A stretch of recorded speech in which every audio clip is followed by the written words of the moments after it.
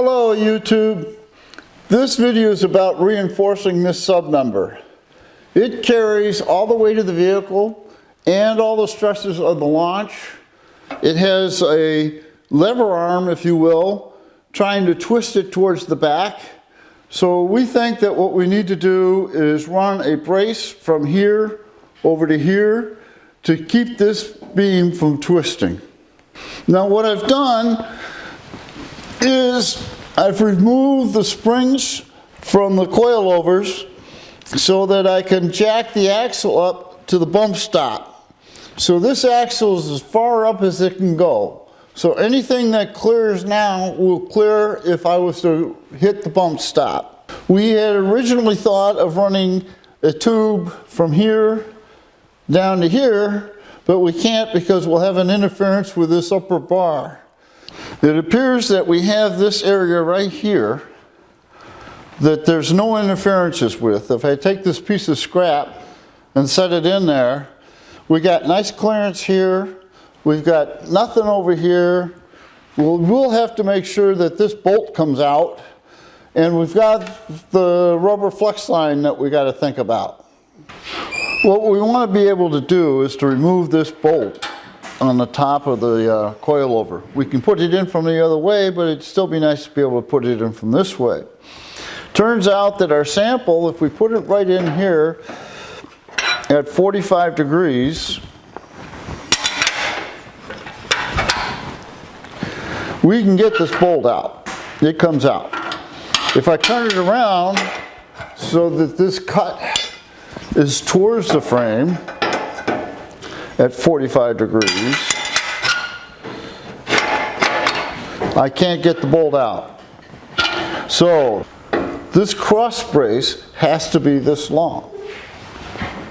Now this piece is too short, but we're going to cut two 45s in the end and see what it fits like. Let's mark off some 45-degree angles so that we make reasonably accurate cuts. That's this end. Now let's do this end.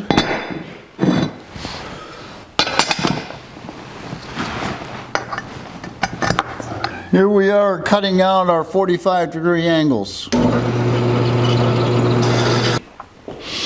We've learned a couple of things from our cross member. If we set it in there on the 45s, the bolt won't come out. If we turn it around so that the cross member is longer and still at a 45, the bolt comes out. So we're going to have to make the cross member that long. Now, if we put the 45s up against this cross member, there's a gap here at the frame. And the reason there's a gap at the frame is because the brace is raising up. So we have a gap at the top and tight at the bottom. So when we cut the real piece, we're going to have to put an angle on this side here. If we hold our test piece up into position,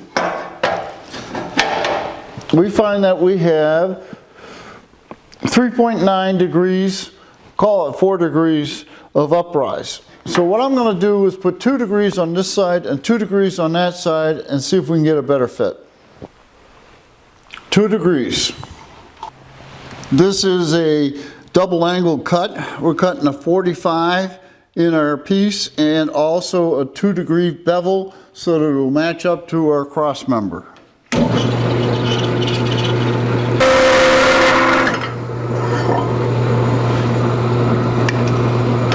Let's see how it fits. So here's our first test fit of our piece, and boy does that line up nice. We have nice tight gaps and we'll weld up nice. So all we got to do is make another one. We'll clean up the ends of our braces.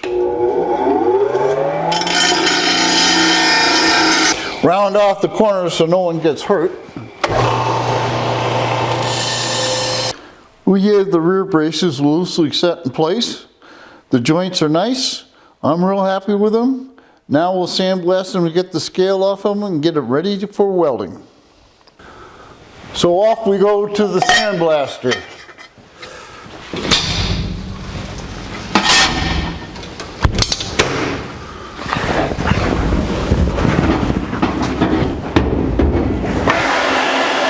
And this is what the braces look like after they've been sandblasted. What I've done is marked out the area that we need to weld in, and we need to clean the rust off. So here we go. We've got the frame cleaned up. We've got the braces cleaned up. They're clamped and tied into place, and we're ready for welding. Here we are, tacking the braces in place. We have the rear braces tacked in place. But wait, we're not done yet. We still have another problem right here. And that is this area right here.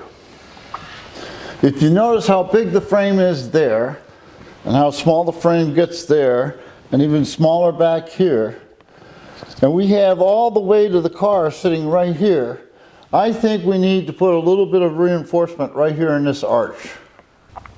I think what we're going to do is use this outline to make a cutout in this piece of metal so that it fits up underneath the frame like that. We have the rear axle jacked up all the way against the bump stops, and we have 5.5 inches between the axle and the frame. So we got plenty of room to put a brace in here. The first problem we have are these rivets right here, and the bracket that those rivets hold in place underneath the frame. There's a lot of ways to remove rivets, but what we're going to do is cut the heads off and then punch the body through.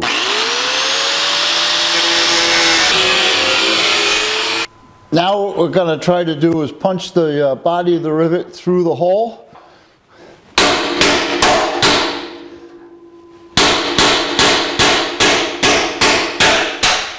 There's one, and here goes number two. What I've done is taped a piece of paper to our frame, and we have to make a template of this curve here, and I've tried to make the paper lay as flat as possible, and now we're going to cut it out.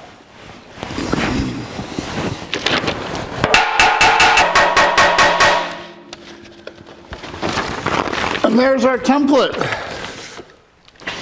We've taped our pattern to a piece of metal. This is the curve that we want. And we'll take it over to the bandsaw and cut it out. So here we go on a long cut. And there we go! We got our piece. Let's see how it fits.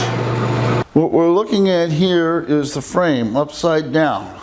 And that will allow us to better see how our new bracket fits. So this is the wheel arch upside down, and let's see how our piece fits.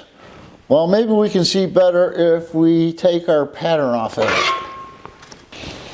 Let's see how this fits. That fits pretty good. We got a little gap here. We can take some off here, we're tight here. So we'll grind this off, we'll sandblast it and get ready for welding. This end's a little proud. We got a little bit of a gap down here, and this end is tight against the frame. So we'll take a little bit off here just to make the gap a little bit better. Okay, I'm happy with that gap. This cross member is normally level at ride height. Right now the frame is tilted down, and if we take a reading on it, we have 4.7. We want our brace to be level at ride height. So if we take a reading here, we have 4.3, and that's close enough. And here we all clamped up, level, and ready for welding. Here we are, tacking in the braces. We have the brackets tacked in place. I think we've accomplished what we set out to do. We've got this rear cross member stabilized and braced. We've reinforced the back end of the frame. If you enjoyed this video, there'll be more. That wasn't too bad. No, you got it first take.